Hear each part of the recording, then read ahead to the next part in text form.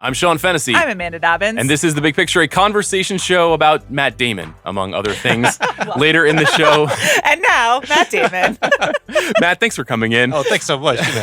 I'll do my best Boston accent, which is not good at all. We have two guests on the show, not just the spirit of Matt Damon, but later in the show I'll have a conversation with Sean Wang, 29-year-old director of one of my favorite movies of the year, Dìdi, a real wonderkind. Puts us to shame, us oldsters. I didn't know he was 29. He's 29. I really like that movie, but now I'm just like, oh. It's super annoying. Okay. Honestly, he's the future of Hollywood. He's a really nice guy, really smart kid. Can't believe I called him a kid. It's just crazy. You should see Dìdi. We'll talk about it a little bit later in the show. But we have another guest here with us. Old friend Brian Raftery is here. Hi, Brian. Hey, how are you? Also 29. 29. Yeah. Congratulations. Happy birthday for the Thank you. 15th consecutive year. Very exciting for you.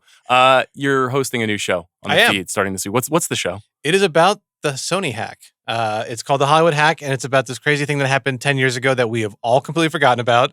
That was like this global cultural entertainment juggernaut milestone of a moment that, because it happened in the early 2010s, which is the lost moment of time for all of us, has kind of gotten lost to history. But it's this wild thing where these hackers broke into Sony Pictures servers and wound up basically completely throwing off the release of this movie called The Interview with Seth Rogen and James Franco, someone else we have resigned to the early 2010s. Right. And it was all brought on apparently by North Korea. So it's a wild kind of story looking back at this crazy event that happened and sort of the impact it had on Hollywood in the years ahead. So when you were pitching ideas for the next series after Do We Get to Win This Time? Great show. Aired last year. Yeah. You mentioned that we've forgotten about this, which I think is right. Like, why, both of you guys, I'm curious, like, why you think that this has kind of receded given the magnitude and how much it hit Hollywood? I mean, I think some of it is kind of logistical and practical. Like, it was a very confusing event. It played out in 2014 between Thanksgiving and Christmas. Like, really, it was kind of like bordered by these two big holidays where people are paying attention to other stuff. But also, like, I think it was just so unsolved for a while where it was so vague. Like, okay, did North Korea hack Sony? Okay, are the theaters really under threat? Okay, are we really like, is this Seth Rogen, James Franco movie worth, possibly going into a theater and getting harmed to see on Christmas Day? And then I also think that, frankly, like, I really do think the early 2010s, it's like there is something happened in 2016 that I feel kind of was a dividing line between that decade. And there's a lot of stuff in the early 2010s where I'm like, Obama was still president back then. It's like, it's kind of a lost time. It is also, so I got to work on this show with Brian, which was a delight. Oh, thanks. It's only 10 years ago, but the technology is like distinctly different. Like, it's like primarily emails that are at the center of what's going on here and what are most memorable and really funny. There's a lot of them in the show. And then some PowerPoint leaks and like we had social media, but like not the way that we do now and not the way that we digest it. So we talk a lot about blogs, and like the blog coverage. So it's a relic of the internet 10 years ago, for better and also for worse. Yeah, I think so. Yeah. I don't think things have gotten better, but they're different now. Yeah. And it is like weird too that like that kind of middle era of like digital publishing, like of Gawker and Defamer and Jezebel, they're all either gone or very different now. And and like the Daily Beast, since they were all kind of driving a lot of this story. And again, like you have to like, some of these stories are just like, you have to go down the web archive to find them because some of these sites are totally gone. And like, it's only 10 years ago. So this story, I mentioned it to a couple of people who work in Hollywood, and it kind of got their haunches up. They got a little bit nervous because I think if you work in the business, you feel like there was a kind of like a violation that transpired here. Not just the revelation of the information, but the way that the information was discussed and communicated in the media, which is something that you explore in the show. I'm curious for you, like how you thought about what to include and not include in this discussion versus what we decided to include and not include in the media 10 years ago. Yeah, it's a good question. I mean, there were certainly things that were reported back then that were pulled out of the hack because they found, hundreds of thousands of documents. They found all these personal emails. And like, God forbid, like anyone goes through my emails, which are, I don't think damaging anyway, but like deeply, deeply stupid. Like just going back years and years. I mean, there was a whole subplot about this idea at Sony to make an Alf movie. And there's a lot of very funny emails about Alf. And I was, wait a minute, I have definitely sent stupid Alf-related emails to friends. And I found some from like 2003. I'm like, oh, I don't want these getting. These are so corny. Can I just say in defense of those Alf emails, though? Like I had forgotten them. And then they're mostly written by Amy Pascal in the middle of the night, just being like, I don't understand the world of Alf. Right. Like this, what are the stakes? Yeah. Like he understands, like, anyway. I have thought about that quote with after every bad movie I have seen since we reread it. Like, she was right, you know? Oh, she's right, yeah. We need the internal logic of Alf in all of our movies. But, but it's one of those things. Those emails were private conversations between her and the creative team, and they're not supposed to get out. And again, a lot of the Sony stuff that hacked that made news was kind of these racially charged emails or things that were very offensive or hurtful. But a lot of it's just kind of like the basic kind of behind the scenes creative process. Like, I don't like that. I mean, stuff that if all of us have emails like that. I mean, all of us have like kind of complained about coworkers or like rolled our eyes, or like the worst thing to do is like the number of times I've forwarded an email to someone else and just wrote "ugh" at the top. I'm like, that to me is like super embarrassing. Like, that's super embarrassing and damaging. But we were trying to keep it to things that were reported at the time and that felt like they were actually relevant to the industry of like how movies get made, how movies don't get made. But some of the revelations, like they were out there, they're public. And if you're going to cover the story, you've got to kind of go back into what happened in 2014. Was it hard to report? Because some people feel very uncomfortable with this whole story. Yeah, so I think, I spoke to a lot of really wonderful and very forthright and very thoughtful Sony employees, and many of them were on background. I mean, many of them I would have long conversations. There were a lot of people I talked to multiple times trying to convince them to come on the show, and they had very valid reasons for not wanting to. But there were others who did come on, and I think some of them said to me like they felt the story had been a little forgotten, and a lot of the story is kind of told from their perspective of being at Sony at the time, working on this giant lot, and all of a sudden, like, you can't even cross the lot to go get something to eat without wondering if you're going to bump into someone who has just had something leaked, or maybe you said something about it and you don't know if they've read it or not. It's a really kind of uncomfortable mindset to be in for that, especially when there's also threats coming from North Korea at the same time. One thing I was curious about for both of you guys, since I wasn't as intimately working on this. So we know that the story obviously impacted cybersecurity and impacted our ideas about privacy. It impacted even just the way that like we communicate about public figures in private, which is an interesting strain of this and discussion, maybe how we talk about our president, for example. Yeah. What do you think the story really means to or represents for movies and the movie industry? I mean, I think as someone who grew up in a house where we talked about Hollywood a lot, and I grew up nowhere near the industry, and I always had this very blinkered view of show business, which was naive and stupid even into my 30s. I do think there was a little bit about the Sony hack that was kind of like, oh, this is just another business where like some people are great, some people are kind of shitty, and they all kind of are, there's a lot of competition and backstabbing and stuff like that. So it did kind of, in a very dumb way, kind of like probably was the last kind of moment of like, oh, Hollywood is not like quote unquote Hollywood. They're just like us. Yeah, they're just like us. Yeah. Right. I mean, it did kind of feel like that. And in the years afterward, there was a lot of other movements within Hollywood to really kind of looking at itself and saying, we have issues with this and that, and we need to make some changes. For that, I mean, I also feel like it changed movies in terms of like, what kind of movies get made now? Yeah. I mean, that to me is a big part. We talked about this. Like, well, I was going to say this is your bright conclusion to the show, so I don't want to spoil it. But like, I do think that like after going through all this with an R-rated movie, I mean, who knows? Maybe we would not be getting controversial R-rated comedies in 2024 anyway. I mean, R-rated comedies are in trouble for a lot of reasons, but like, it really is striking to me that like at one point we were sitting there thinking like, how many really provocative, big budget, big studio, big star movies have been made in the last 5-10 years, and especially the last 5 years. And it's kind of a short list. I mean, Sony made Zero Dark 30. They made like Moneyball. They made Social Network. Not all of them controversial, but they made like big kind of grown up R movies.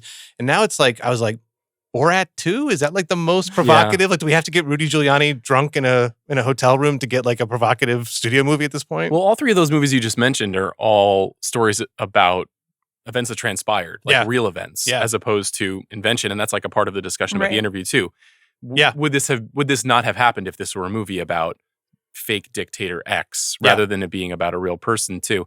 I mean, in talking to the creatives who worked on the movie, do they have regrets? Are they proud of the movie? Like, it's a movie that's been totally memory hold. Like, all we know about it in our culture at large is that the hack happened, right? Yeah. I mean, I do think there's a sense of, among people I spoke to that like, first of all, within Sony, there were some people, especially by the end, some employees who were not involved with the movie who told me on background, they were like, why are we doing this movie? There was some, at the end, I think there was some kind of like pushback from people within Sony. But I think also like they made this movie about Kim Jong-un and he's a real figure and they had a chance not to. And honestly, I don't think the movie would have as much bite if it was a made-up character. I mean, like, it's a very daring thing. And when you think about it on paper, like, you're going to make a movie about blowing up a real-world leader, like, which we would not do now for a million other reasons. But I don't know if it would have quite as much punch back in 2014 if it had been a fake, dictator. Have you seen the interview? I don't think I've ever seen it in full. I realized that editing this because I think if you remember, one of my notes for the last episode was just a little bit like this same feeling that many of the employees and what kind of seemed everyone at the Sony studio was like, so what is this movie and how did this happen? And I was like, can someone talk me through what the PowerPoint was that was like, yeah, we're going to go for this. And to me, that was remarkable just because, as Brian said, now everything is, tested and thought and planned and, aligned with release dates within an inch of its life. And even 10 years ago, when we thought it was, all very corporate, there was at least a little bit more looseness. Mm-hmm. Yeah. But yeah, I've seen clips, but it they did really memory hole it, as you said. So it was hard to see. And then at some point I was like, I don't know if I need to sit through all of it. It's weird because the conclusion, I haven't seen it in a long time, but I did eventually watch it. And the conclusion that I came to at the end of it was, one, this was definitely not worth it. But two, it's just sort of a mildly diverting, like B or C tier Seth Rogen comedy. And so if it were, I don't know, super bad or something where you're like, this is a generational comedy and we all love it, it almost had to be an ultimately irrelevant movie to have had such a seismic impact on the culture at large. I don't know if you had a somewhat similar conclusion. I think it's like, I do really enjoy the audaciousness of the movie and there's some really funny stuff in it. But the thing is, like, it is the kind of movie that, like, often the movies that wind up, or the art that winds up becoming the stuff we have to defend is not always like it's not like, it's like if this was a Social Network, we'd all be like, we have to fight, push back. Mm-hmm. But like, do any of us think that Band in the USA by Two Live Crew was like worth Bruce Springsteen, like giving us, you know what I mean? Like it's not even the best Two Live Crew song, though actually I like that one more than most. But that's the kind of thing, like sometimes the art that we have to kind of like champion and in some way that has to be out there and we have to kind of defend is not always what we would choose to watch on a Tuesday night at 9:00. This is why Amanda goes to the wall for Sweet Home Alabama every week on this show. Any like lingering thoughts? Anything you couldn't say or like any ideas you couldn't explore in this? Do you want to just like jump around? I like when we get sued. There's some music cues that there was a Sony dance party. There was a Sony holiday party where they played Jump Around that I really wanted to be able to include in the show. But music rights are music rights. It was elegantly included in the show as well.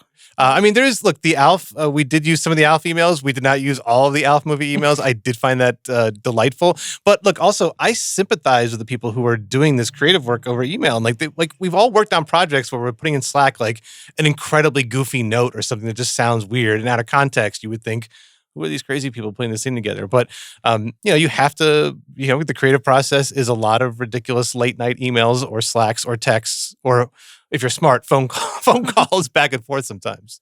Brian, August 19th, it's going to be on the feed, 3 episodes. You've covered now a international conflict and cyber terrorism. Like, what are you going to take on next in the world of Hollywood? I really want to get this ALF movie made, so I'm actually going to become an independent producer, much like Amy Pascal. Like, the more I talk about it, I really think that we go into Willie's story for the ALF heads. It's great IP. Yeah. You can't deny it. It's great IP. Thanks, Brian. You got it. Thank you.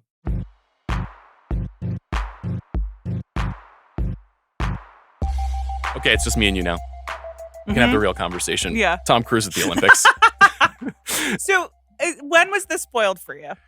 When it was happening, I immediately started getting tweets, and I was like, I should probably turn this on. Well, you didn't know I wasn't it was watching coming. live. No. Well, I knew he was going to do something like a week ago, and he's been there for what feels like 9 years. So he's like basically a resident of the UK at this point because they're just either filming Mission Impossible or waiting to fix the submarines. That's right. So it is true that he like parachuted over and has been at every event. So when did you become aware? Were you watching live? Oh, no, I was not watching live because it was the middle of. I was with you. That's I think. Right. That's true. We had a nice like kids date on Sunday, and then I actually waited until this morning to watch with my son, who really likes the Eiffel Tower, boats, flags, and fireworks. Okay. And so I thought the closing ceremonies would be a interesting mix for him. Loved it, and we told him we were waiting for Tom Cruise. So he just kept saying, "Where's Tom Cruise?" for like an hour, which was really great content. He's just like me for real. Yeah, that's all I want to know too. I thought this was predictable but nice. Sure. And Tom, let me proffer a theory. Yeah, I feel like Tom's kind of in his grandfather era. Okay. I feel like he's trying How to do a thing where you he feel about that? Because you're... I don't want him to live forever and, be eternally brown-haired and muscular. Like I would like to see some evolution from him, as you know. And I feel like he's getting more and more comfortable with this really long hair. His grin we're starting to see some wrinkles for real. He seems more like a human. Sort of, but we also saw like a million shots of his biceps as he like put up the fake Olympic rings on the Hollywood sign. But even his version of being yoked now is dad yoked. It's no longer, and Bobby can attest to this. I mean, it is. He is not in his far and away era where he's just knocking dudes out. And it's like when he dove into the stadium, he was like very clearly wearing wires. He did not. Of course. Well, I mean, I guess with that many people, you can't just be skydiving. That would be sick if he just jumped and landed on his feet. Yeah. Well, then he did jump out of a plane again. Mm-hmm. Did McQuarrie shoot that? Do we have confirmation? I haven't spoken to Christopher McQuarrie. Well, okay, I've been Googling it, but it was very beautiful. It was beautiful. Wherever he was skydiving, and he like did some waving for the camera, and I kept saying to Knox, only Tom Cruise can do this. Yeah, I don't want too much inspiration there. But, so the real life stuff had a little bit more of a safety pad to it. There was some care there, yeah. But, I mean, he still did the motorcycle around Paris with no helmet. Though he is a denizen of Europe, obviously Tom Cruise is being seen as this bridge figure to bring the Olympics to Los Angeles. The Summer Olympics brought the Olympic flag to Los Angeles. How do you feel about the Hollywood sign with the Olympic symbol? I mean, so was it CGI'd? They didn't actually do that IRL, right? Can neither confirm nor deny. Okay, I can't really either. But I thought it looked fine in the moment, and all the screenshots on Twitter looked like garbage. Okay. Thanks for your virtuosic criticism, as always. Well, listen, I was just kind of like moving in the moment, but as like a permanent installation piece, I don't know. We could work on the quality. I honestly thought the Red Hot Chili Peppers rocked. And I was like, why didn't they get more people to the concert? I would love to be there. Saw a tweet. I hate when this happens when I see a tweet and it makes me mad, but this did actually happen. That said, Red Hot Chili Peppers, they must clearly be the worst band of all time. Sir, please. Children. Listen to one other song than a Red Hot Chili Peppers song. Gather round. I like the Chili Peppers. I think they're good. Flea was going for it. Yeah, of course. LA resident. Yeah. LA and legend. Music educator here. That's right. But again, there were like 12 people at that concert. Yes. And also, did they like treat the water in Venice Beach to make it look bluer? Really interesting question. Or did they color correct afterwards, probably? That sounds rather elaborate for this very short moment on the Olympic broadcast. Sure, but it's the Olympics. You think they're trying to get more people excited about the Olympics by dyeing the water blue here in LA? Well, listen, that is just not how blue that water looks when you're there. Will you attend any events at the 2028 Olympics? Yeah, I think I'm going to be out of town. Just meaning like you won't live here anymore? Oh, no. I don't know whether I'll live here anymore, but if I do live here, I find the prospect of all the crowds and the logistics quite overwhelming. Yeah. And I've already, hosted an Olympics at the age of 12. Yes. And we saw how that went. Thanks for your work there. Yeah. It was fun to go. And I don't think Knox will be quite old enough. Like neither child will be. So I don't know. I'm gonna watch it on TV. Gotta say, great TV production from NBC. This is like smashed they it. Absolutely killed it. And like some things are just meant to be watched on a screen, and I really enjoyed it. 3 years ago when the Summer Olympics were happening, during COVID after they'd been delayed for a year, even at the Ringer, I was like, wow, the Olympics is over as a cultural event. Yeah. Like, we can't get people interested in this event. And obviously, they've completely won it back this year. Did an amazing job with the broadcast. I'm sure that, like, Brian Curtis will talk about this on the press box this week. Really impressive. Anyway, let's go back to movies. Okay. I did mention Dìdi. I wanted to talk with you briefly about Dìdi. I don't really want to spoil it for people because it's still expanding. It's in, I think, 200 theaters now. It was one of the breakout films at Sundance, which is where I first saw it. I believe it won the Audience Award there. And this is the first feature from Sean Wang, who we had talked about earlier in the year because Nai Nai and Waipo, his short film, was nominated for Best Documentary Short at the Academy Awards. That was actually my favorite of the shorts. And this new film is a recent period piece. It's set in 2008. It's about a 13-year-old Taiwanese-American boy trying to figure out how to be alive in the world, how to talk to girls, how to make friends, how to communicate with his mom and his sister. It's a very traditional seeming coming of age story. What did you think of Dìdi? It was lovely. I mean, it is traditional, or it follows the genre's like beats, which is great. There's a reason the formula works, but is made in like a very personal way. both to the Taiwanese American experience, to I think like the mid 2000s experience, the AIM experience. I was like, I can almost relate to this. Mhm. Like, I'm just close enough in age where I remember some of this. You know, I had the sound of someone signing on and off on AOL Instant Messenger was like, you know, a real Bruce Madeline moment for me. But it is both so specific and also about a kid not really knowing how to do stuff and figuring it out. There were two things about it that I really, really appreciated. One, I think he obviously has one of those mousetrap brains where he can perfectly recall experiences that he had 15, 20 years ago and was able to put them in. So the chats on Instant Messenger or the Facebook posts or that sense of looking at your MySpace top 8 or the music or the clothing that you see in the movie. I mean, from my perspective, even though I was not 13 at this time, it felt Very bang 13, on. yeah. Like it felt like he really nailed it. And that goes a long way because you want to buy into this world. And then the other thing that he did, and Isaac Wang is the actor who plays, you know, the semi-autobiographical version of Sean. He lets that character make mistakes and then not fix them. Yeah. Like sit in his mistakes, which is a very resonant thing. I mean, I certainly remember being a 13-year-old boy and doing something and being like, I wish I didn't do that. And knowing what the right thing to do would be to make it better and then not doing it. And it's a hard thing to let yourself do when you're a creative person and you're portraying something. And he does it very effortlessly. I thought the movie was very fun, very funny. Also a really good mixed media movie, you know, where like looking at screens can be uncinematic. But it feels like native to the language of these people and the movie itself. Yeah. It does also for everything that he doesn't fix anything, but you do also leave with a feeling like it's probably going to be okay. Yes. You know, like it's very warm-hearted, even as you're like, oh my God, kid, don't do that. What are you doing? Don't do that. Which is a very, very teenage feeling. Very much. Also, you know, Joan Chen, wonderful actress, plays Sean's mother, or the character Chris's mother in the film. Joan Chen, probably best known for Twin Peaks, a number of other things in the 90s, who really has not been seen much in American movies in the last 15, 20 years. And this is considered a big comeback for her. She's really, really good in this movie. Very familiar. I had a very similar relationship to my mom at this time in my life, as you might imagine. So I really appreciated the way that they portrayed that too. I did also, but it was a little bit alarming because I remembered all of the references and I really related to the teen character, but the mom was coming on strong in my relatability context, and I was like, oh my God, this is really, it happened so fast. Yeah. You think you'll be that aggressively rejected by Knox? I mean, I'm sure, right? Yeah. And I was like, I mean, it's basically happening now, you know?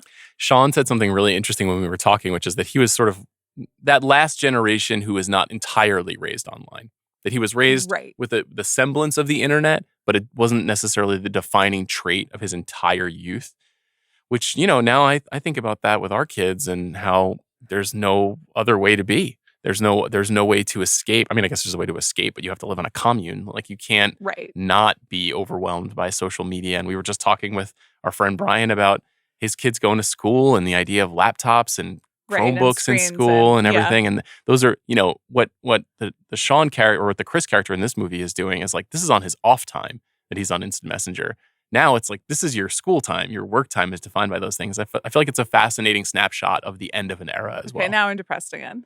Well, it's real. I know. You know, real. It's real. For us. I thought this was a really nice movie. Really lovely. And if you have a chance to see it, go see it. I hope people do too.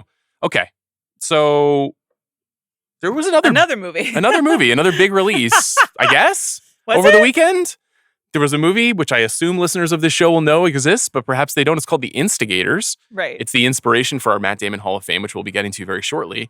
It's directed by Doug Liman, who made The Bourne Identity and Swingers and Edge of Tomorrow and Mr. and Mrs. Smith and a great many beloved Hollywood movies.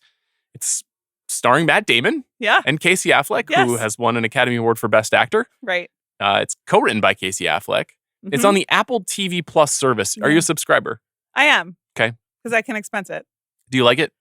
Apple TV Plus? Yeah. I guess I watch something on it 4 times a year. Okay. Is that good? No, not for not. I mean, Well, if you stay subscribed, sure, but that level of engagement is low. I know, but it's like that doesn't count because I subscribe to all these things for work, and so my user experience.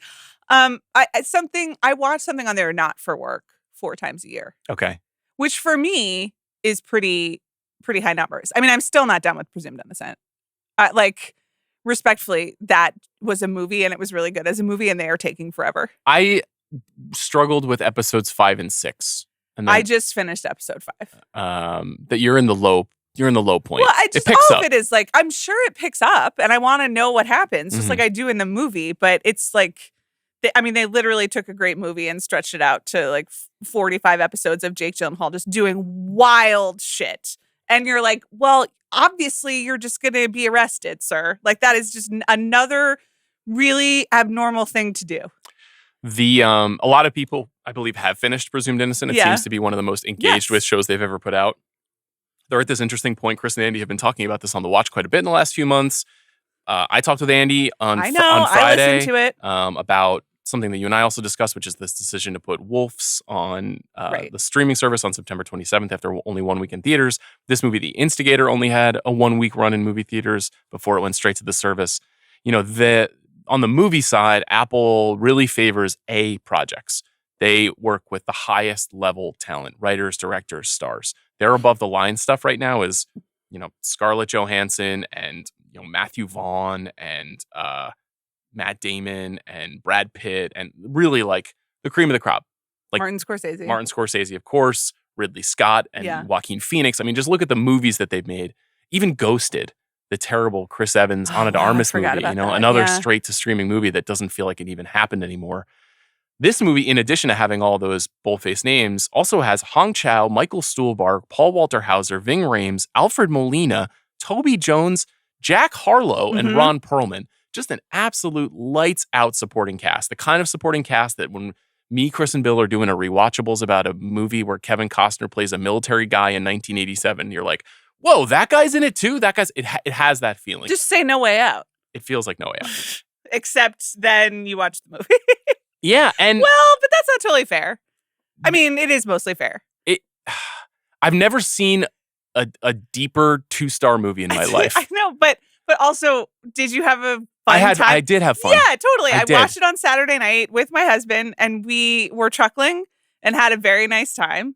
And then spent all of Sunday being like, well, why did they do this? And why was it like this? Yeah. And how did so many talented people come together and they didn't even think about Paul Walter Hauser's, what he would do after he stepped out of the house, or why he would hand a gun up, I would say it was not a neatly tied up movie. I'm personally not bothered by that kind of, those kinds of problems in a movie that is having fun. Right. Like, this is a movie that is obviously having a lot of fun. It's kind of like Trap, it's there's something very loose and winking about it. The comps that I wrote down, this is a heist comedy, this movie, by the way. It's about 3 guys who attempt to rob the mayor's safe on the night of an election. And it reminded me of Hot Rock. It reminded me of Logan Lucky. It reminded me of Bottle Rocket. Goofballs trying to get money. That's really what the movie is. And Matt Damon, who loves to play dumb, and Casey Affleck, who loves to play annoyed, just play dumb and annoyed in interesting ways in this movie. And they're fun to be with. But, you get to the end of the movie and you're like, okay, I'll never think about that again unless I have to podcast about it. I have major questions about basically all of the developments in the film. Yeah. And also... You want to float one?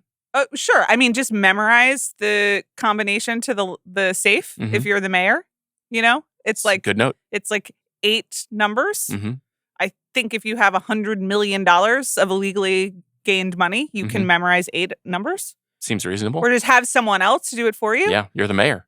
Toby Jones is an award-winning actor. Give him something to do. Let him memorize 8 numbers. He's not playing Toby Jones in the film, just for the record. But it's like, what else is he doing? I mean, he's actually very funny. He's just like, let it be shown that I cooperated. I liked him at the end. Yeah, that was a great moment. In The Hostage. I thought all of the... So Hong Chow plays a therapist, a VA therapist, I think, and because Matt Damon's character is veteran. And it's... Doug Liman's very funny about therapy. See also the scenes in Mr. and Mrs. Smith and the running joke about Hong Chow trying to make Matt Damon whole while he's doing ridiculous things. Mhm. I was amused. And Casey Affleck should also do comedy all the time. I think he's very, very funny in this movie. So funny. Bouncing off of Damon. They're Yeah. really, really good together. Hong Chow and Matt Damon, this is a downsizing reunion. I know. Thank you. Congratulations to me, the sole living appreciator of the film Downsizing. I don't think that's true. I have another friend. My friend Dan. Who's One listening to other this. friend. Hi, Dan. He loves Hello. downsizing. Join me on Downsizing I just Island. want him to be Real credited. estate is so He cheap. thinks it's Alexander Payne's masterpiece. Interest rates sub 3% here on Downsizing Island. This is a completely negligible movie. It's definitely not bad. There's way too much talent on the screen for it to be bad. It's interesting that Doug Liman, this is his second streaming movie of the year after his work in Roadhouse. That's also, by the way, when you and Andy were talking Mhm. and you were trying to think of someone who recently had a movie that they made for streaming, and then it went direct to streaming, and they're big mad about it. Right, don't put in the newspaper that I'm mad that I have a streaming movie. And it was Doug Liman. You're right. Yeah, just he was so the you one. guys know. Thank you for You're so reminding welcome. us of that. Doug Liman, former guest of the show, somebody who I really enjoy talking with. Seems like he's in a little bit of a crisis mode in terms of his career. He seems a little bit like he's really good at making the movie okay. He's never had a movie for me where I was ever like, this is a disaster. Yeah. He doesn't make disasters, even though you hear stories about his productions and they're disastrous. Right. His ceiling is very high. To me, Edge of Tomorrow that's a big personal favorite of mine. Right. But this is just it's a half-baked movie. Completely. I mean, and also some of the worst CGI fire I've ever seen in my entire life. Yeah. The explosions. Is that how gas works as an element?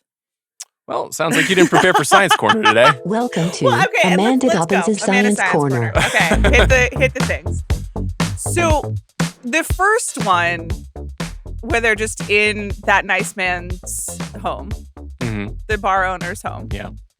And it seems like Casey Affleck sees an opportunity to cut the gas line and has a plan. So I at least understood where that was going. The second one, was I looking at my phone when he set it up, or did they just do it off camera? Couldn't tell you. And then the third one, so Matt Damon lights a gas pipe in the subway, which then has the effect of turning off all the power in the mayoral building. Yeah, sure. Though I think it's maybe also a federal building because it becomes a federal crime per Toby Jones. But there's no fire anywhere. I guess eventually it explodes. Whenever I'm sitting with you during one of these segments, I feel like I'm with Carl Sagan. It's not so much that you're a scientist, it's that you're a philosopher of science. Well, I'm just like, I don't think that there's that level of lag time between ignition and explosion. I have been watching a lot of space films recently to see Apple's Fly Me to the Moon. Yep. And the window's much more limited before disaster strikes. Do you think we should make Merrick Garland aware of these issues in this film? Maybe he can do something about this. It's like a really long time that they're there in the room, in the house. Okay. Fine. So we talk about Matt Damon. Yeah, love him. Matt Damon is 53 years old. And I can't believe we've never done his Hall of Fame. I don't really know why that is. I think we did do a top fives once upon a time. Yeah. But he might be... Well, I've made some notes about my thoughts on Matt Damon. Okay. Shall I share them with you? Please. And tell me if you think I'm onto something or not. So, born in Massachusetts, a legendary Massachusetts resident, dropped out of Harvard, went on to become a very successful actor. I think he's known for playing whip-smart underdogs, working-class hustlers, and squirrely connivers. What do you make of that? Yeah, I think that that's true. He is like a pretty classic movie star, looks, charisma, like guy next door appeal. If the guy next door is also like the smartest guy in the group, like absolutely crushes it in high school and college, who has turned towards character actors and character parts as he has aged. But at the same time, he's always like them. He'll just like take a turn and play against type to be weird or to like wrong foot your idea of Matt Damon. I've really enjoyed going back and looking at some of his movies or even just like little snatches of the movies because He's taken some real chances. Like, I wrote down that he's like the last great regular white guy movie star that we have. Right. Like most of our movie stars now are like Chris Pratt, and they're just like jacked, and they seem like steroidal and inhuman, or like Dwayne The Rock Johnson, or there's guys that the figure of movie stardom I think has changed a bit with the onset of IP coming to dominate box office hits in Hollywood. So he's got kind of a stranglehold on that thing, which is not to say it can't come back. I think it might actually be coming back a little bit, but at least for his generation. I was going to say Glenn Powell. I think Glenn Powell's doing more of the cruise thing. Yeah, I think like Glenn Powell, Paul Mescal, there's like a couple of guys who are coming in who are like a little bit more regular. Like Matt Damon has done more varied work than Tom Hanks, but there is a similar, like you're rooting for his character almost all the time. And I think what makes Matt Damon different is that when he plays the roles against type and when he plays the villain, you actually do buy into it, as opposed to Tom Hanks, where you're like, why are you speaking in that accent in Elvis? But there is just kind of that like, oh, it's Matt Damon, Yeah. Well, I think he can disappear, though. I mean, that's the thing that I find interesting about him. I don't know if he ever disappears. I think he's always playing with his type. But even the fact that he's maybe the cameo king, he understands it's like the strength of just Matt Damon showing up at some point in a movie. I meant to ask you, so are the red roles the cameos that you've identified? Amongst this list, I've identified all of the cameo roles he's taken on over the year. And I did write that he is the king of cameos. So 1, 2, 3, 4, 5, 6, 7, 8, 9, 10, 11, 12, 13, 14, 15, 16, 17. He's taken on 18 cameo roles in his career. What's a funny thing is that there are even like a couple recent ones where I'm like, oh, I both No Sudden Move and Drive Away Dolls you could argue that those are cameos. Like the strength of those movies are built on a late stage. You're right. Matt Damon I didn't is even in list this movie reveal. Well, You're right. It's a little bit like I just what missed is those. the line between cameo and Matt Damon doing the Matt Damon thing where he shows up and he's like, oh, it's Matt Damon, and I didn't quite expect him to be here, and he's not being like the guy next door that you're rooting for, but isn't that exciting? So there's a consciousness to who he is always.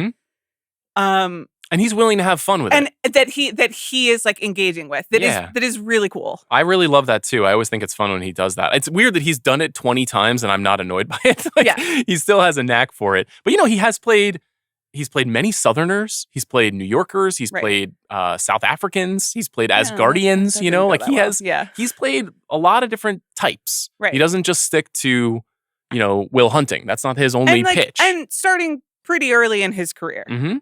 Was like not doing the Tom Cruise thing of like, I must be the hero or I must be on the right side of things from the very beginning. Is he, I know Matt and Ben are very important to you as an idea. Is he like, he's pretty close to your favorite, is he not? I think he is. And you have to remember, I came up with the generation where it's like Matt versus Leo. Yeah. Right? And for a long time, those were the two white guy marquee movie stars of, I mean, Matt Damon's a bit older than me, but of like my coming of age. And at first it was Good Will Hunting versus Titanic. And I was like, Good Will Hunting, that's where it's at. Yeah. You love a brainy boy. Yeah, who's also like insanely hot. I mean, like, let's be real. Like, Matt Damon is like looks so good in that movie. But then it did, I think I like the movies that Matt Damon picks more. And I think, listen, Leo's Leo, respect. I think Matt Damon makes more crowd pleasers. Yeah. Yeah. I think he makes more, I don't want to say conventional entertainment. More also.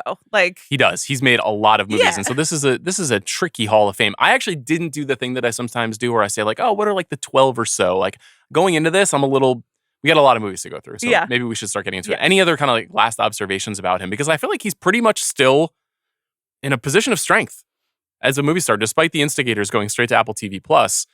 He's pretty much puts out a studio movie every year, and he's the star or adjacent to stardom in that movie. Right. And he's like what is he, the CFO of the Ben Affleck project? Yes, Actors Equity as well. Sure. I don't know which title he is. I mean, he's one of the executives. Yeah. I mean, I think that's why the Instigators got made, too. Yeah, it's clearly that they were just like, Actors Equity is trying to stack And that seems to be what they're doing. Yeah. It's just, but he's kind of the no drama in the corner just hanging out. He steps in it from time to time. I was reminded of a few gaffes that he made publicly. Yeah, the whole Stillwater situation and that interview, that it was like not ideal. Yeah.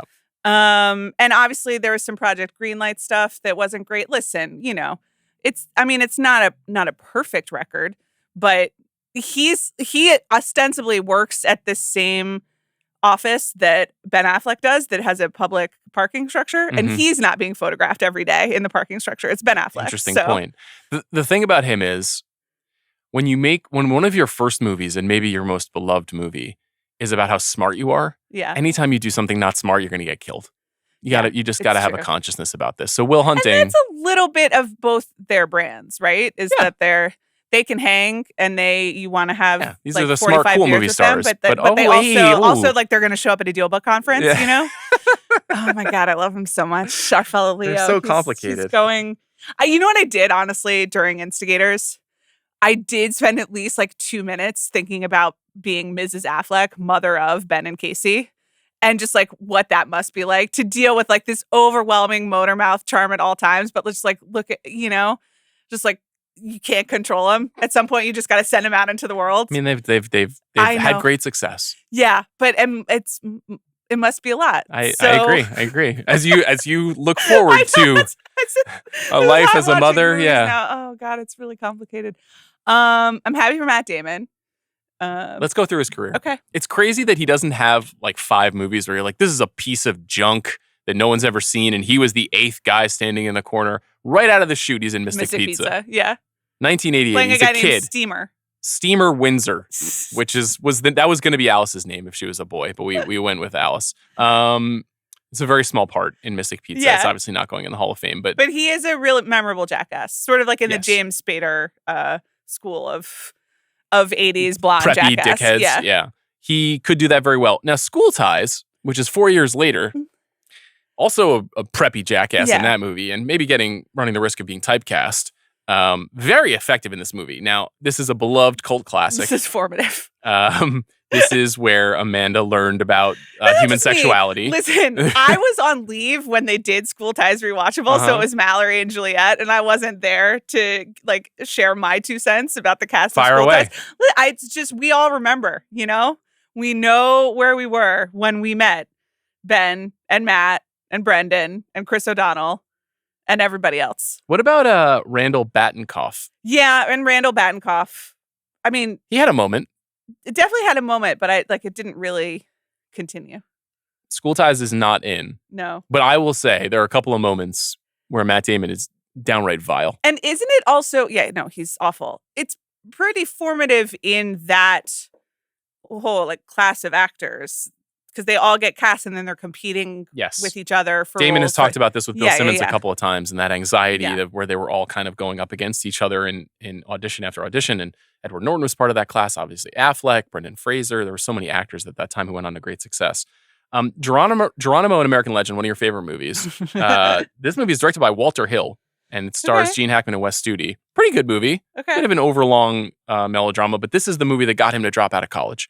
Oh. He got cast in this movie. He got the chance to work with Walter Hill, and he said, I want out. And he plays a lieutenant in the Army. In 92, he was already in college? Yeah, that sounds right. Yeah, that sounds right. This is where the age gap is like the most. That was 32 years ago. So yeah, he would have been 19. Geronimo, interesting movie. Not one of my favorites from Walter Hill, though I do love Hill. Not going in the Hall of Fame. Glory Days. He plays a character named Edgar Pudwacker. So what do you think that's a joke about? This is a goofy indie comedy starring Ben Affleck and Sam Rockwell. Matt Damon has a very small part. I haven't seen this one. I think this is when they're living in Eagle Rock. Together, the boys. I think around this time, yeah. This is a cool time. Is this when the Beastie Boys were living in Atwater? Probably. Right around this time. Maybe a little bit earlier in the 90s. Yeah. Used to be a country. 1996, Courage Under Fire. Yeah. Specialist Ilario. A small but memorable. He's extraordinary in this movie. He's so good. So he plays a critical figure in this story. He basically only has one scene in which he is interrogated by Denzel Washington, aside from some flashbacks, and gives a real "who's that guy" performance. This was the only movie that I was thinking about where I was like, does a movie like this have to go in to his Hall of Fame because of what I think it signals to Hollywood about like who he's going to be.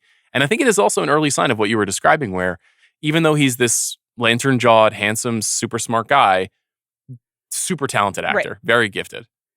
The tricky thing is because normally when we pick like it's the breakthrough role, it's the breakthrough role comes like several years before like The Storm, and the next year is already, I mean, I'm jumping ahead, but like he's already in the mix. Yeah. And this is more like, you know, good pacing in a movie rather than it's already kind of decided before Courage Under Fire. Shall we yellow so I think it? we should yellow it. Okay. Yeah. We will yellow Courage Under Fire. This is Ed Zwick's movie. Good movie. Yeah. 1997, Chasing Amy. He has a cameo role in this movie. Right. Everybody says Chasing Amy hasn't aged well. Maybe they're right. I enjoy it. Listen, it's just, once again, and the Matt and Ben thing is very special. There will be a View Askewniverse podcast with Chris while you're out. I don't know when it's going to be. It's going to be 6 hours long. We're going to go through every movie. That's great. The real question is, will I listen to it? You love Chris, so I say yes. I really do love Chris. He's an extraordinary podcaster. And you get very, very lonely when, like, during all of the nursing and everything. Like, it's so boring. Will you revisit the film Chasing Amy? No. Okay. 1997 as well, The Rainmaker. I rewatched this yesterday. Oh, really? Yes. How fun. Now, obviously, I'm going to go back to look at a lot of Francis Ford Coppola movies in the next month or so. So I wanted to look at this one. Gotta say, I really enjoyed it. I don't remember having a big feeling about this movie, but there was a lot of other stuff going on, and even within the Grisham verse, let alone the Damon verse and the Coppola verse. In my mind, this was in 4th or 5th place in terms of those movies. Yeah. It was less commercial than A Time to Kill or The Firm or that first wave of movies. It came a little later, but Coppola basically doing a paycheck job about taking on a story about a young lawyer in training who's at Memphis State who gets involved in a big case. Danny DeVito, Mickey Rourke, really, really good cast in this movie. And just like rock solid, entertaining movie that feels less common. Right. Now. And also, getting knighted by Francis Ford Coppola. And even in the 90s, it means something. He returns the favor and appears in a couple of other Coppola movies as we go down the line. This movie is, I guess, ultimately a box office disappointment. We're about to have, we got to yellow it. Okay, yellow. Listen, it's a long list, and here we go. I mean, I don't think The Rainmaker is going to make the cut. Okay. 1997, Good Will Hunting. Just an absolute green. It's green. I love this movie so much. It's very, very good. And I was 12, 13 when it was released, and I was just like, oh, there are smart boys out there in the world that also look as hot as Matt Damon. Really important. Have you met any? Not since. It's really, really tough. Yeah, I love this movie too. I think that this is a movie that women can love and men can aspire to. Yeah. I too am a genius and have complicated feelings about my upbringing. Right. And I too just need to move to California to pursue my medical degree. And I want to help, but I can't help with all of this. How many Fields medals do you have? As you know, I think math is very important. Oh, yeah. So it's related science to well. science. Yeah. So you can't do the science without the math. As I tell Knox every time we drive by the NASA laboratory in Pasadena. That's great. It's in. Good Will Hunting is in. No, it's really in. I'm also one of the great Oscar speeches of all time. Very, very good. They were so excited. They were so excited. That was cute. I don't know if Matt Damon would agree with this, but I've always been a Minnie Driver fan. I think she's quite good in this movie. She's wonderful in this movie, and I think You're out on her? No. Okay. I mean, that they then got together, of course. And then he broke up with her on Oprah. I do. Listen, as we said before, Matt Damon has not been perfect.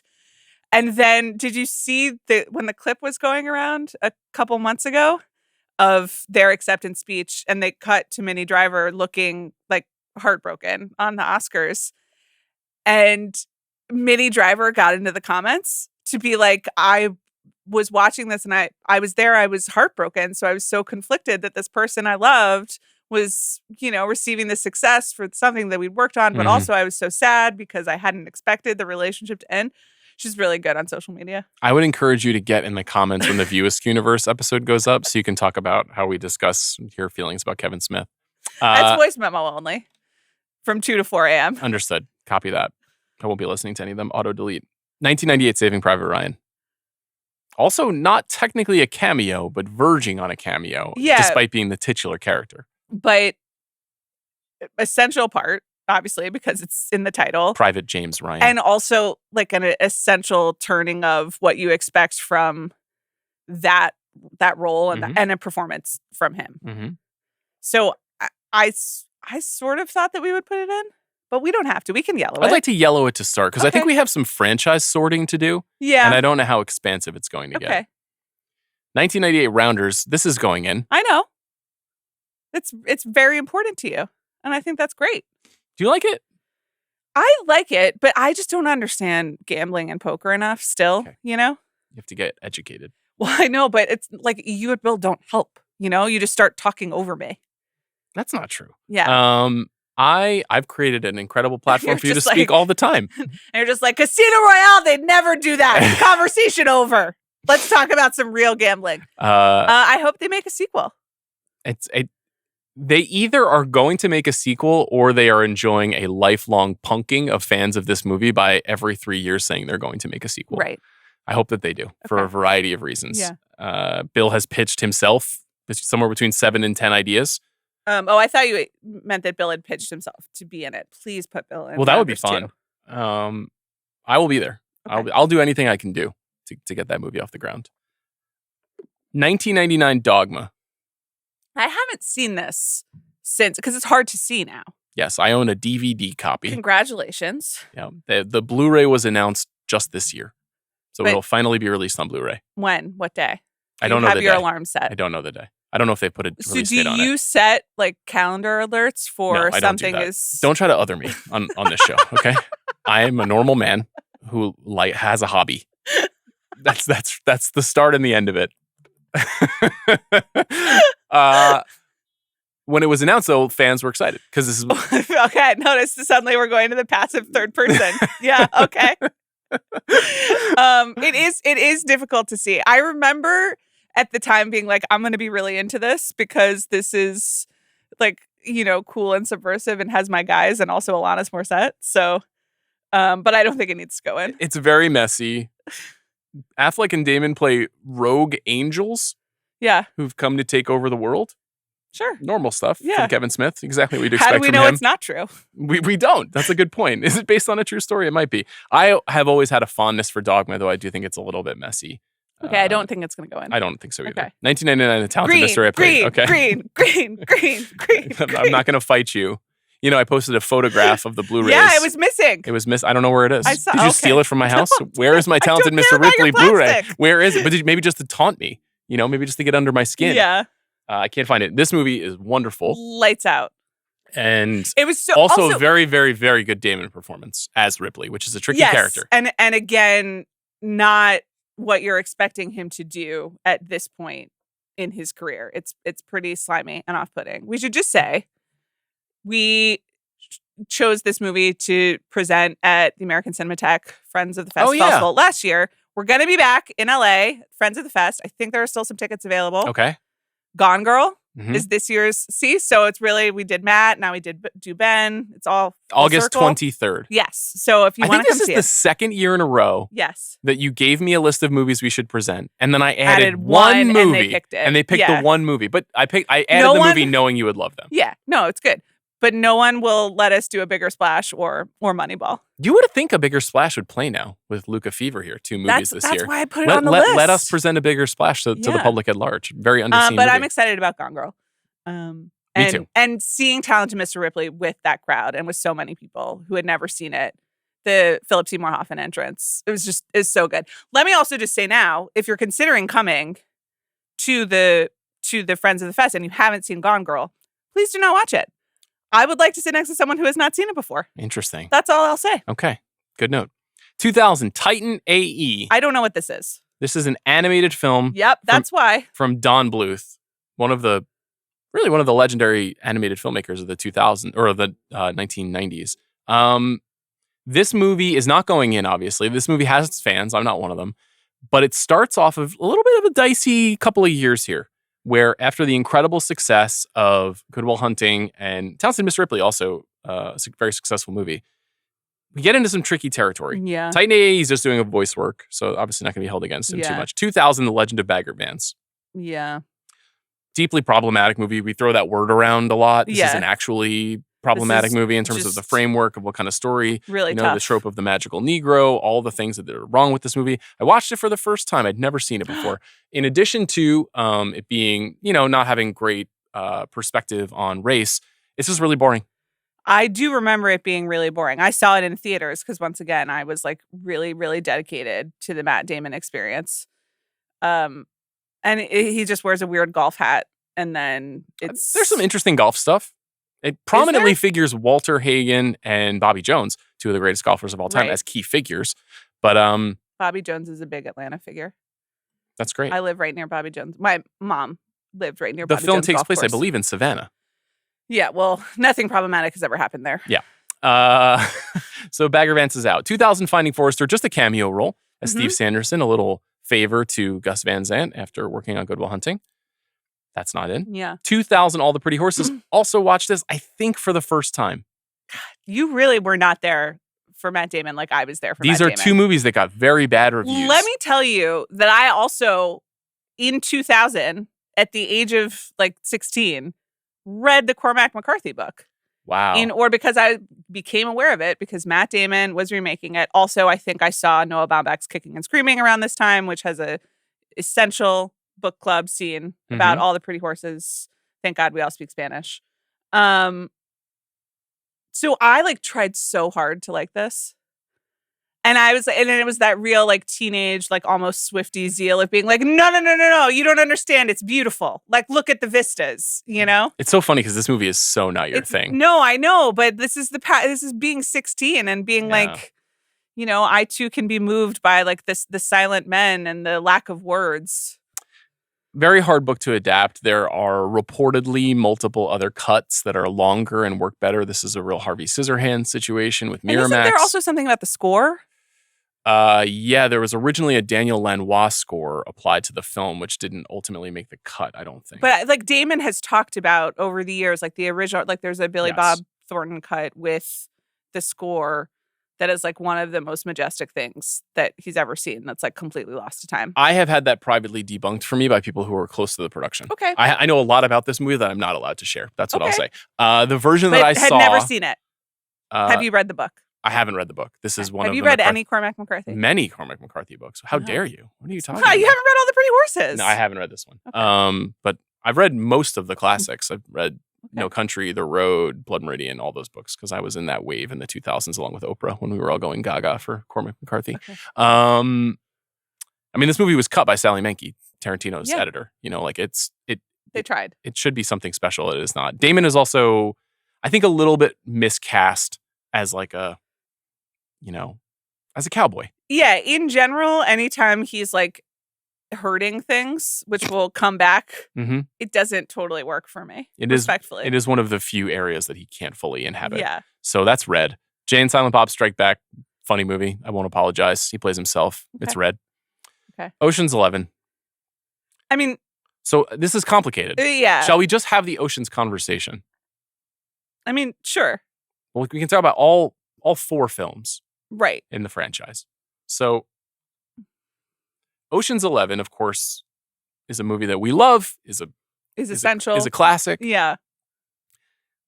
I would argue that Ocean's 12 is Matt Damon's yes, it is, highlight in the series. It's both the Zeppelin meeting, right, with Brad and George.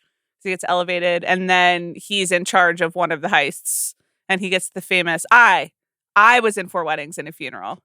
So as you know, as the world's #1 Ocean's 12 stan, probably in the world, do you think there's anyone who likes it more than me?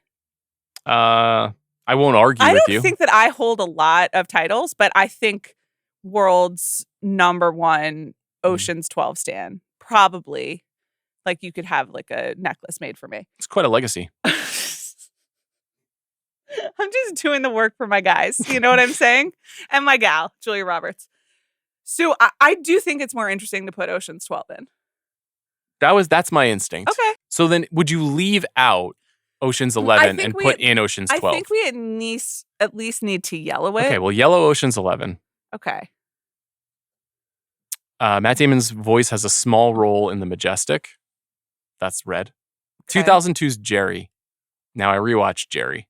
I did not. And I liked it. I had a good time. Okay. Jerry is a roving, almost ambient drama about two guys who go out to the desert and wander around for 2 hours. Yeah. The Instigators is a Jerry reunion. Right. Casey Affleck and Matt Damon. It's a movie that's not really about anything, but it's about everything. That's so beautiful. It's about the quest for nothingness and our infinite search. The vast open spaces of the world and the ways in which we occupy them. And how you fill them with DVD collections. Well, something's got to go there. You know, we can't just leave it blank. This is not going in, respectfully. It's incredibly rude. I like Jerry. Okay, Jerry's out. 2002 Spirit, Stallion of the Cimarron. He plays Spirit.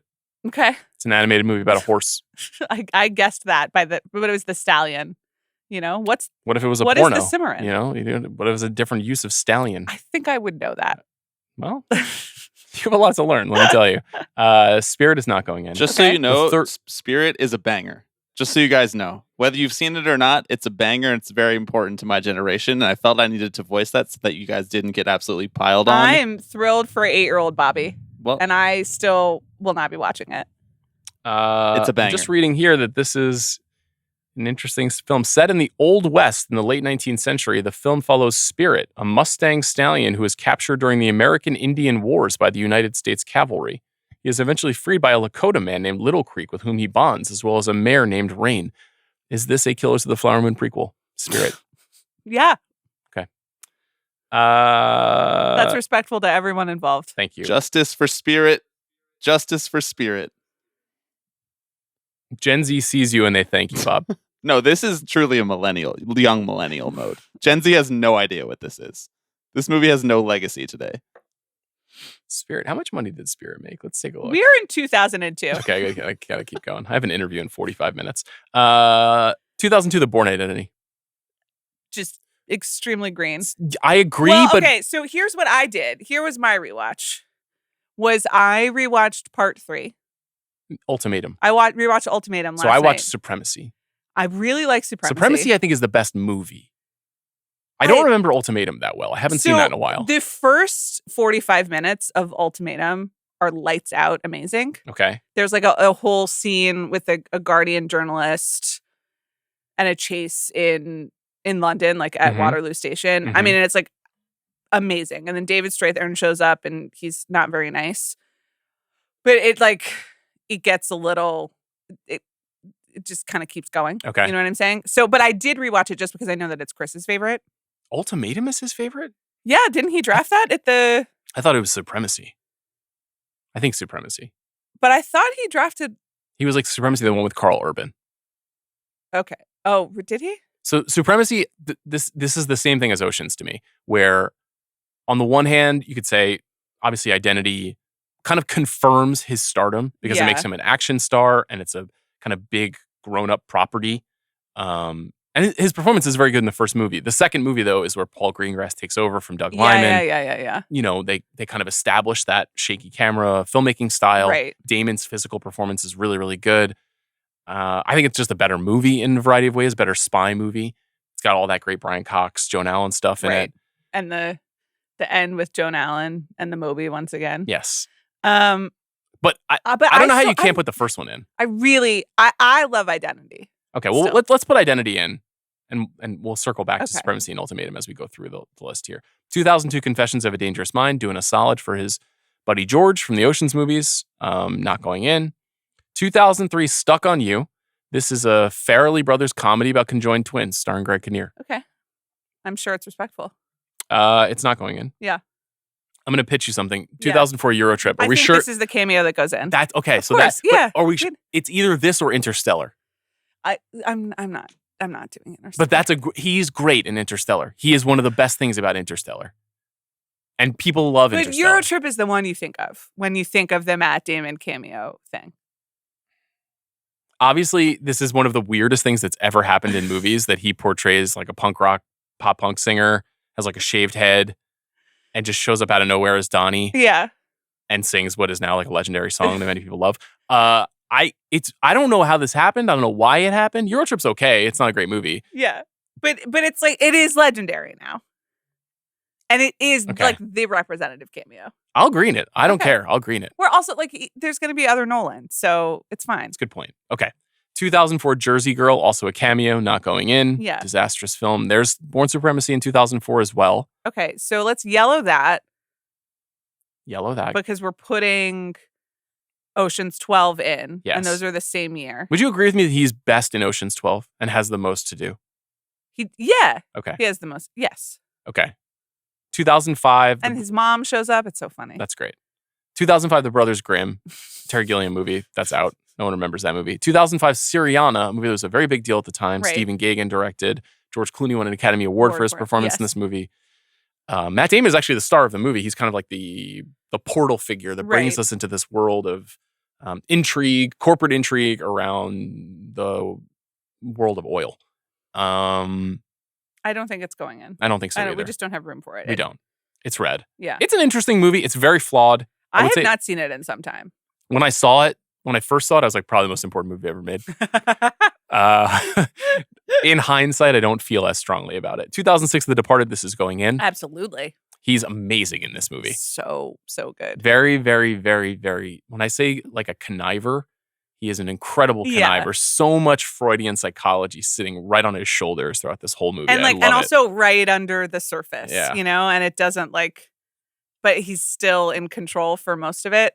I mean, also just returning to Boston roots. And then it is also the Leo and Matt Damon face off, which is very important to all of us. And the two of them doing what they do best, I think. Yeah. The phony charmer versus the anguished, deep guy. Right.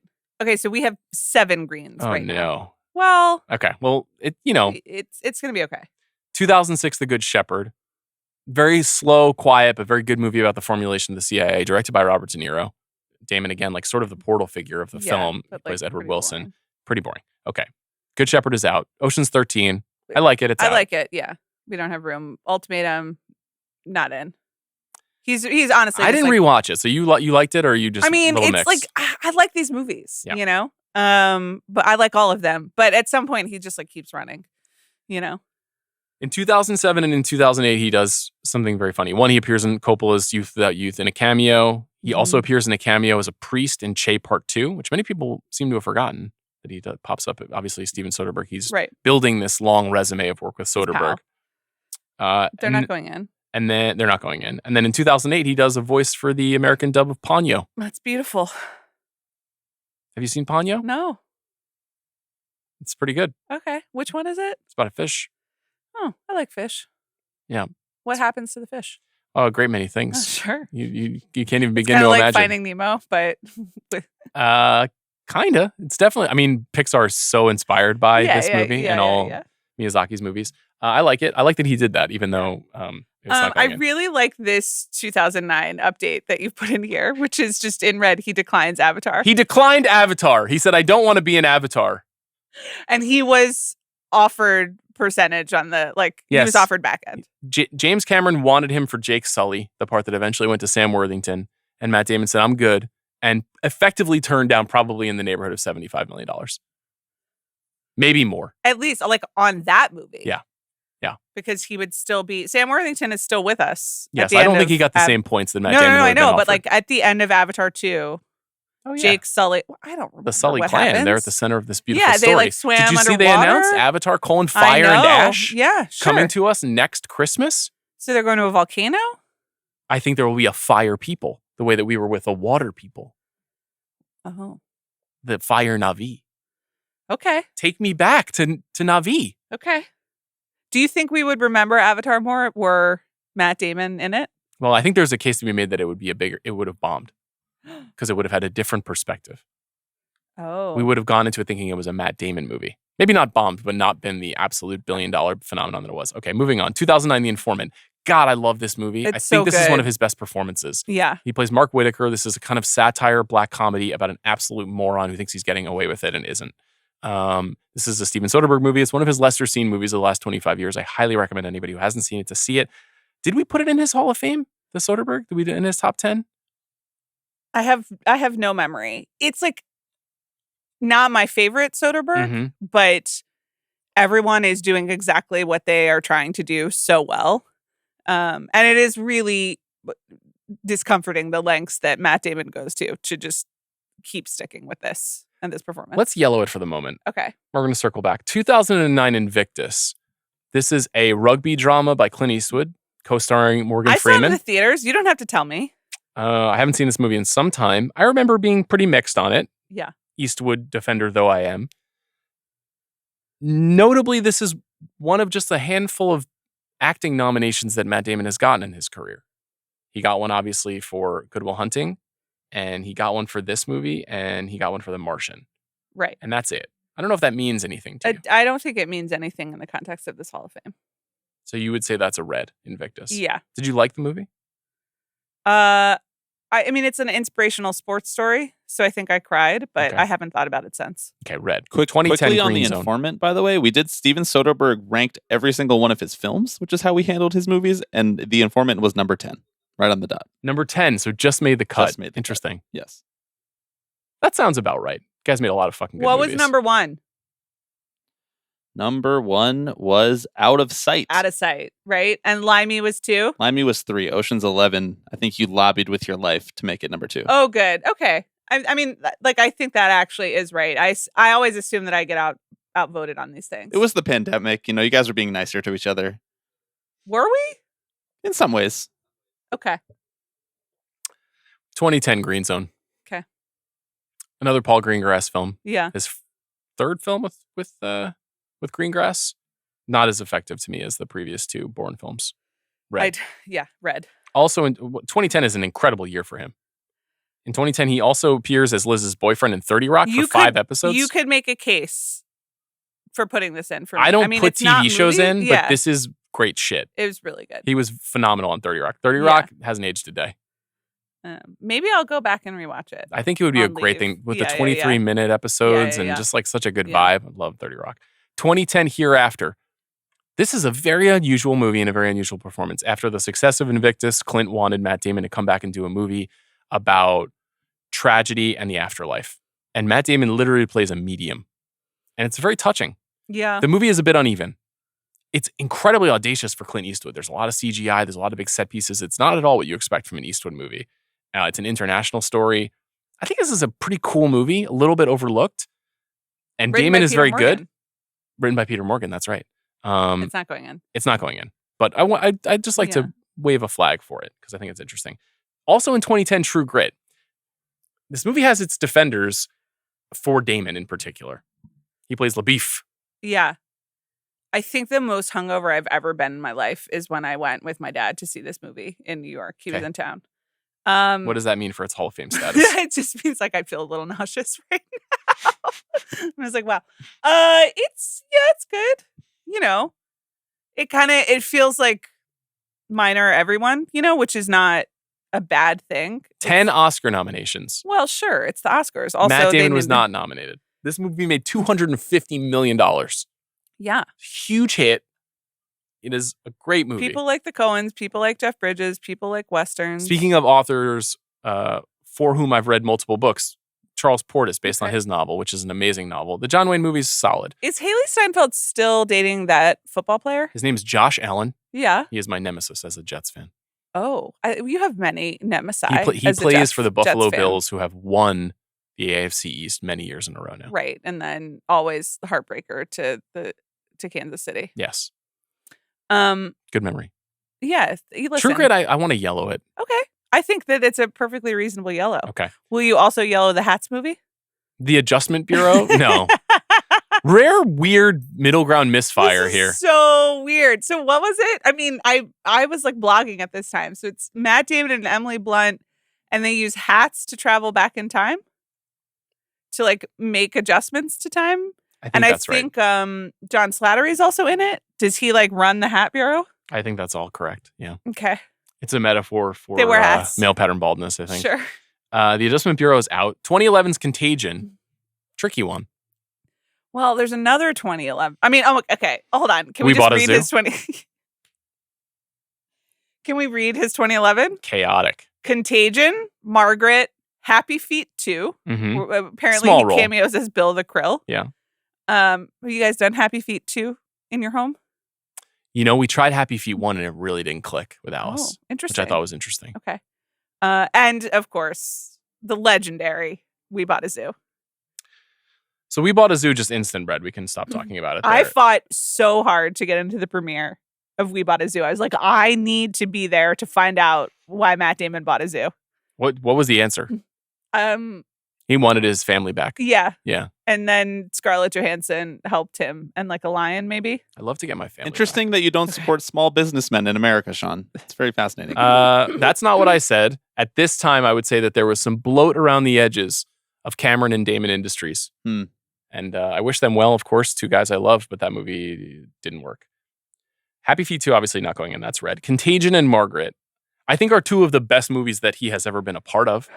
I really want to put Margaret in. It's an interesting role. It's a small role. It's a small role, but it's bone chilling. Mm-hmm. And it's so cool that he did it. Wait, would you put it in over like Behind the Candelabra? I was never really a huge Oh Behind my the Candelabra God. person. Sorry. That's gross. I don't like make a movie instead of a 3-part miniseries. I love you, Steven. You know? Look, I'm not going to say anything bad about Margaret. Right. Margaret, I think, is a 5-star movie. I didn't really say that with my full throat, as you noted. So, but Contagion, he's also like the center of the movie. He's the star. Yeah. He's the lead. Amazing movie that predicted our future. Why don't we yellow Contagion and Margaret both? Because we got to keep Okay. it moving. Okay. 2012 Promised Land. Not as down on this as most people. I actually enjoyed the twist. This is one he did of John Krasinski. He and John Krasinski co-wrote this movie. Yeah. Directed by Gus Van Sant, about fracking. Right. It's a mid-tier drama. I think Yeah. people make fun of it now, but I thought it was not bad. It was fine. It's not going in. It's not going in. Behind the Candelabra, which I really like and think is hilarious, and Matt Damon in particular transforms I into love Scott that they Thorson. did it, but I don't like rewatch it. Bob, yellow it for me, please. Thank you. That's fine. Yellow is fine. No one is saying you can't have a yellow. Elysium, the much anticipated follow-up to District 9 from Neil Oh my Blomkamp. God, you guys talked about this so much. I thought it was going to be a great You film. guys were just like, Elysium, here it comes. It wasn't great. It's Yeah. red. 2013, The Zero Theorem. This is just a small part in the Terry Gilliam film. That's not going in. Yeah. The Monuments Men, a world-class disaster, one of the most boring movies ever made. I can't believe it was boring. It's supposed to be all the things that I love. Yeah, I can't believe that either. I mean, I know, George. Listen, George has other strengths, like canceling presidents. 2014 Interstellar. So we chose to go with Eurotrip for a cameo. Dr. Man. Everything that happens with Dr. Man in Interstellar, I was hooting and hollering. I was like, this is a great shit. In a movie where I was like, what is happening with this film? I'm not totally sure I get this tone. And then just putting a weird double-crossing asshole in the middle of it was great. You gotta save your shots for later on. Okay, I'm saving the shot. Interstellar is red. Yeah. 2015 The Martian, Green. automatically green. He grew potatoes by himself. And we were all like, yes, Matt Damon, grow potatoes. Well, he carries the movie entirely. That's what I meant. And He's is wonderful. just sitting there tending to the little leaves. And you're just like, grow, little plants, grow. Let's just take a look at the 2016 Oscars real quick and see what happened here, why he didn't win. Ah, yes, because they needed to give Leonardo DiCaprio an Oscar for The Revenant because they didn't give him one earlier in his career, so Matt Damon doesn't win his Oscar for The Martian in a year where he otherwise would have. He was up against Eddie Redmayne for The Danish Girl, Michael Fassbender and Steve Jobs, and Bryan Cranston in Trumbo. So that would have been Matt Damon's Academy Award. Yeah. Stupid. Fucking hate the Academy. Okay. 2016 Jason Bourne, red. Really red. Was very disappointed by this film. The scene in Athens at the Acropolis. I don't remember it all. Okay. 2016 The Great Wall. I wrote about this film. for the Ringer and Yeah. about what China means to Hollywood. You know what happened? China just pulled out of Hollywood entirely. They were just like, no thanks. They were We like, can make thanks our for own teaching us films. everything we need to know, and now we're going to do it all by ourselves. This movie is useful in the sense that Matt Damon has like a recurring bit where he talks about his daughter clowning him and being like, I'm just calling it The Wall. There's nothing great about that movie. It's super funny. I mean, it's directed by Zhang Yimou. Like, well, I mean, sure, but that's good. That's good daughter shit. Yeah. I think people were confused by the movie because actually, like, the movie is very knowing in that it casts. Is it Pedro Pascal? I think it's Pedro Pascal and Matt Damon as two like bumbling Westerners who stumble into this world of intrigue, and it's very knowingly playing with those conventions. Tony Gilroy did a polish on this movie, by the way. I mean, it didn't work. What do you want me to say? The Great Wall is red. Downsizing. I will ride for it. I think it's a very insightful satire of, speaking of filling space, you know? What if I could shrink those Blu-rays down? Yeah. Have you thought about that? I mean, you can. What if You I could just can put make them- them like a tiny little memory chip, and then you can put No. them anywhere on the The- internet, and you can just No, be like, then I don't own them. how do you make your own system? No, Get a you're wrong. server, you know? 2017 Become Suburbicon. a crypto You want me to get a guy, Plex but- server? Yeah, but like Okay. instead of ruining the environment for crypto or whatever, you can restore cinema. And How much preserve crypto it. do you own right now? I don't own any. Wouldn't it be awesome? What if I go on leave and just become a coin bro? What would you, a coin babe? What would you be? Coin bit? Yeah, sure. Okay. Yeah. Good luck with that. Thanks. Seems to be going very well for all those who are invested. Imagine like the real time podcast that I could make about being a coin babe while raising like Just a read 1 into month voice old. notes every night. I- Every night. Just do your We diary. would make a tremendous amount of money. Dear Coin Bros. 2017 Suburbicon. No. Oh, you don't even want to yellow downsizing? I was like, No, it's not yellow going. it. I mean, it was a big flop. This has been one of your causes, though. I know, Like, but it's a- not in his Hall of Fame. I'm not an idiot, you know? Okay. I know I seem like an idiot Sorry sometimes. to like support you I appreciate it. while coming up with great podcast ideas. 4 consecutive cameos in Yeah, this Thor is cute. Ragnarok. That was very funny when he showed up in Thor Ragnarok. And now he's just like best friends with Chris Hemsworth and spends a lot of time in Australia. You know, Matt Damon is like actually does have the resources and I think has become a real adopter of my dream, which is to spend summer and fall in each hemisphere and never actually have to experience this is going to be weather. like the Venice Film Festival where you're just going to keep saying on a podcast that you're going to do it until one day the Australia Travel Board is like, Amanda, we've been hearing your talk of wintering in Australia. Would you like Which to is join really us? Summering. Come no, to no, no, Canberra. No, I'm not wintering. I'm doing their summer, which is our winter. That's what but you're wintering, meaning you leave your winter. Yeah, but if it's the Australian Tourism Board, they're going to want me to say summer, you know? And that's what I'm looking for. Endless summer. I support you in all endeavors, especially if it means getting you out of the country for 6 months out of the year. Okay, moving on. Unsane cameo. No, Deadpool 2, no. in, Sorry. in which he plays Redneck Number 1. Okay. Ocean's 8, a very brief reprisal of the role Yeah. of Linus Caldwell. No. Okay, those are all out. 2019 Ford v Ferrari.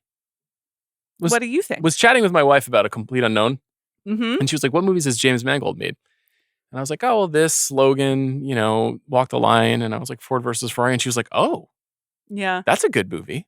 I just heard Bobby perk up. Well, I mean, I I've know, come we know across that. Bobby Yeah, supports yeah, yeah. Yes. Yes. the big noise and the big wheels going vroom vroom. I'm cool with that. But Eileen being in I mean, Ford v Ferrari As hive? you just said to me, Eileen is full of surprises. She really you Four know? quadrant film. Four quadrant It- film. It was not. I liked it. Sure.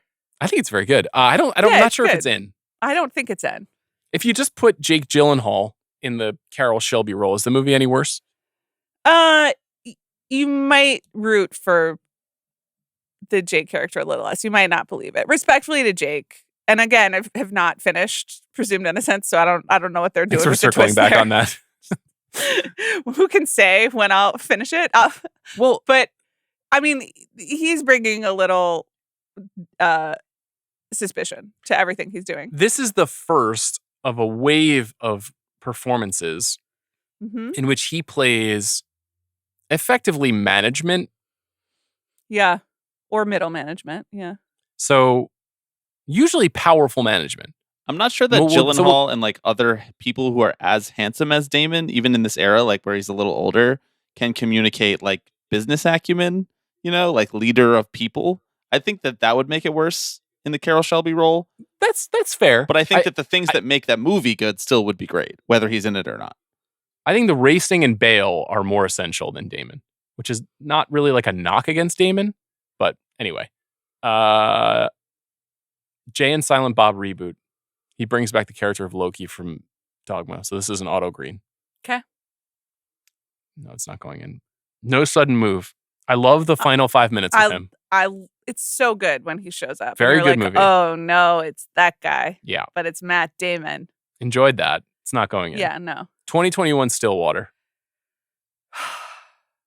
I'm glad he tried. Once again, when we're hurting things, when we're in open spaces, trying to get in touch with our feelings with few words and maybe having to build something, Mm-hmm. it's not really Matt Damon's core skill set.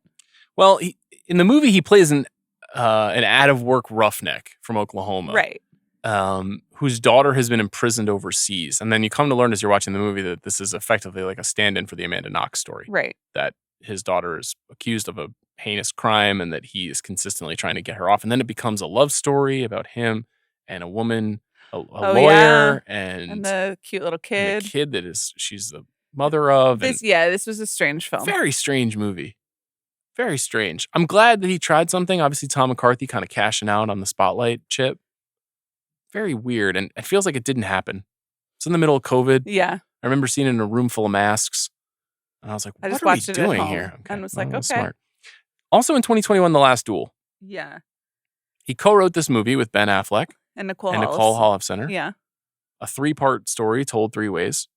He takes, well, I don't know if it's the least flattering part, but a very unflattering part in pretty much all perspectives. He just has really bad hair and is a mean guy. Different types of icky. Jean de Carouge. Yeah.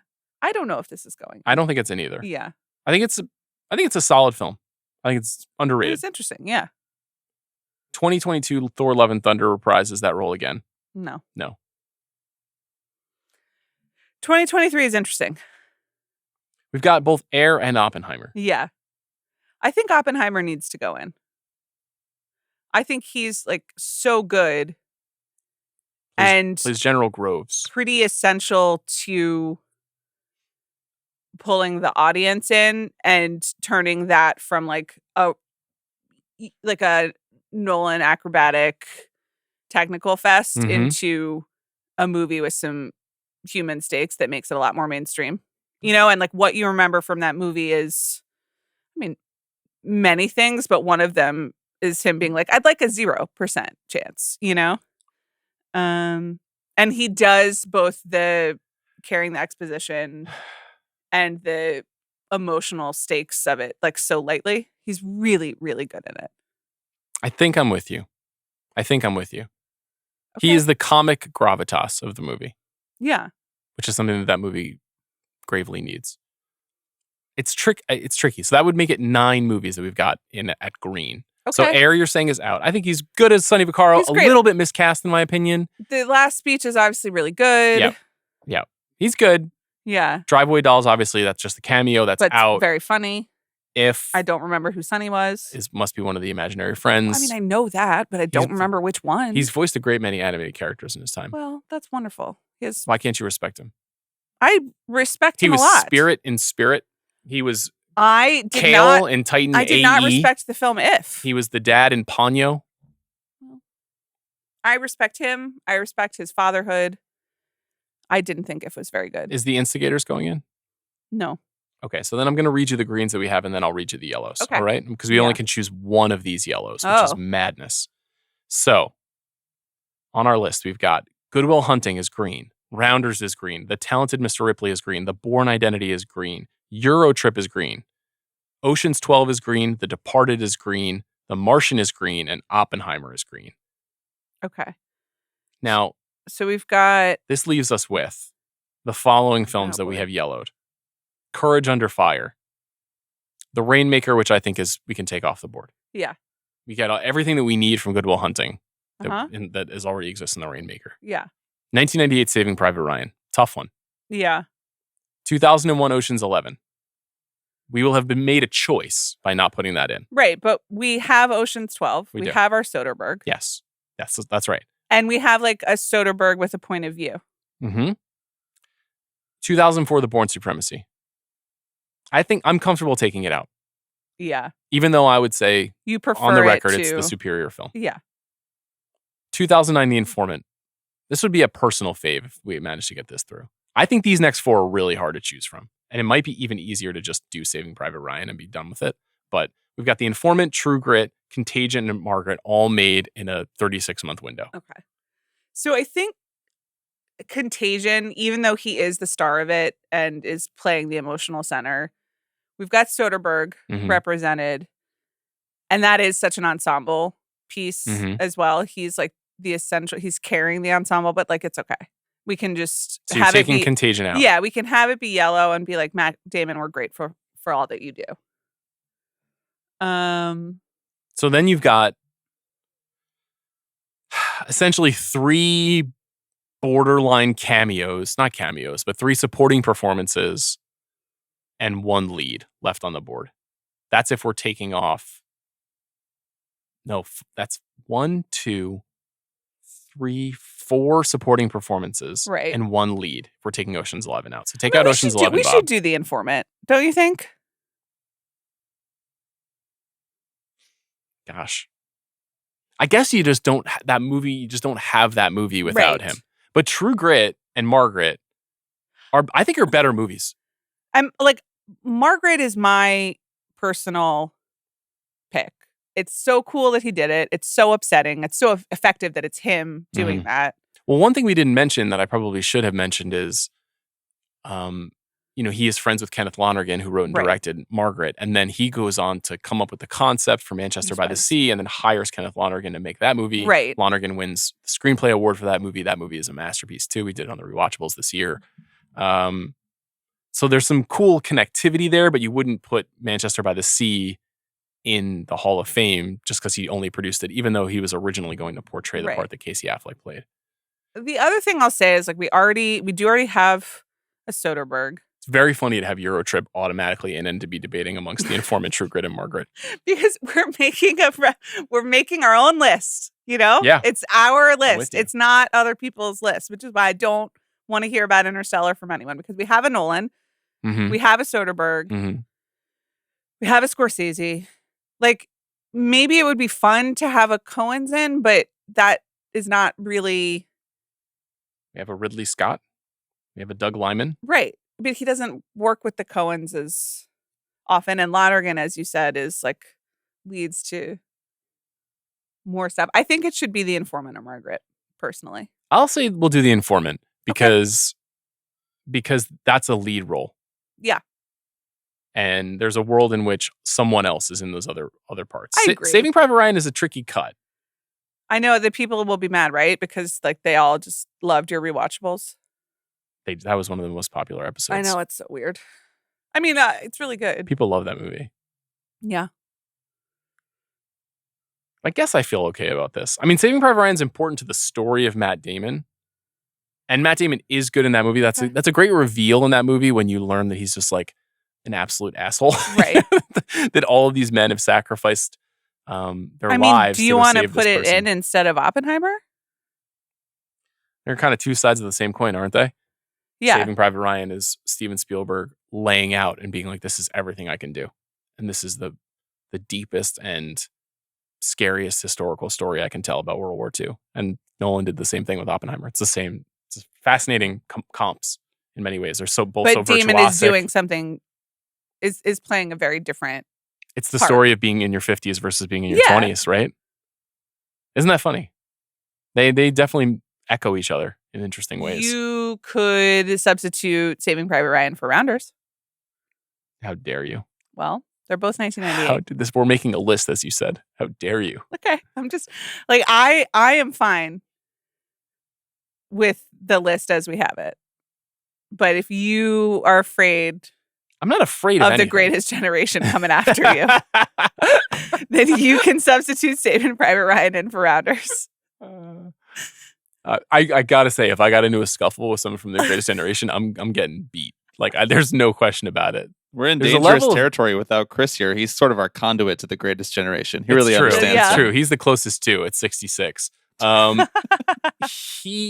He doesn't have what these men have, which is that grip strength. You know, it's like an old man, or you shake an old man's hand, and you're like, Jesus Christ, sir.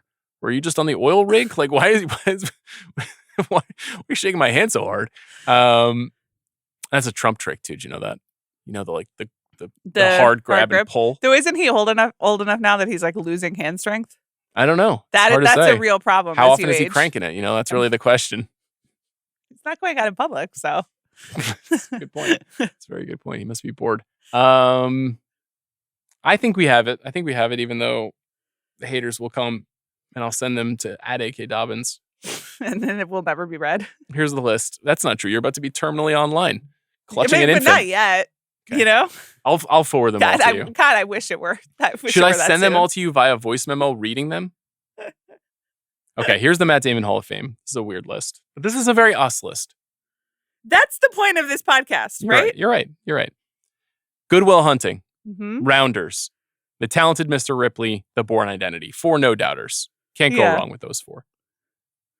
Eurotrip, Ocean's 12, Mm-hmm. The Departed, Mm-hmm. The Informant, Mm-hmm. The Martian, Yeah. and Oppenheimer. I think this is a good list. If anything, my concern is that it's too normie. I think the inclusions of Eurotrip and The Ocean's Informant. 12, and The Informant. Yeah, I think that makes it a little spicy. I agree, but that's why I'm not going to lose sleep. I think we did a good job. Yeah. I'm proud of us. Okay, thank you to Aleya Zenieris, who it's her birthday today. Shout out to Aleya. Happy birthday! And thank you to our producer, Bobby Wagner, for his work on today's episode. Good to have you back, Bob. Later this week on the show, Chris Ryan and I will dig into Alien Romulus, and then we're going to rank the Alien I movies. drove by a billboard for this. Mm-hmm. And I was like, maybe I should go with them. And then it's just like the face hugger on the face and just like giant. And it's an advertisement for this movie at IMAX. But you know who the star is, right? I don't. It's Kaylee Spaney. Oh. You know, I did know that because she went to Comic-Con and she wore a wonderful dress that I'd love the credit on. I thought she looked fantastic. When you left the play date yesterday, we were chatting about this with some of our friends, Okay. and they were like, I think this movie's going to be great. I'm sure hope it so. is. I just don't really think I'm in a place at this moment. Understood. Maybe just Yeah. watch Prometheus at home instead. Yeah. Okay, thanks for listening to the show. We'll see you later this week.